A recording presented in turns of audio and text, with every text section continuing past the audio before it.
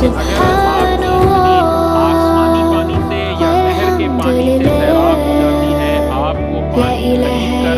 या वहाँ पर मेहनत करके पानी पहुँचाना नहीं पड़ता, ऑटोमेटिक अल्लाह ताला की तरफ से ऐसा इंतज़ाम हो जाता है कि पानी से खेत सैराब हो जाते हैं, ऐसी ज़मीन पर मुकम्मल उश्र दिया जाएगा, यानी 10वां हिस्सा 10%।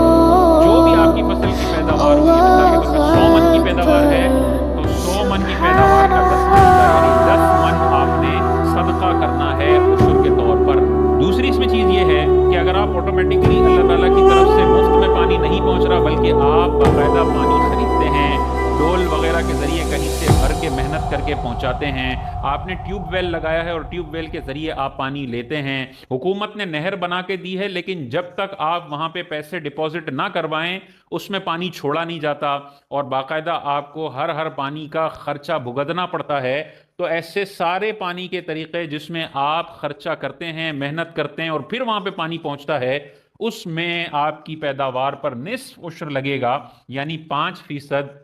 अगर 100 मन की पैदावार है तो उसका 20वां हिस्सा आपको देना पड़ेगा, यानी 5 मन आपने गंदम, जो भी है गंदम है, चावल है, जो भी है वो सदका करना होगा। तीसरी चीज उश्र के हवाले से ये ज़हन में रखनी है कि कुल पैदावार का उश्र या निस्फ उश्र देना होगा।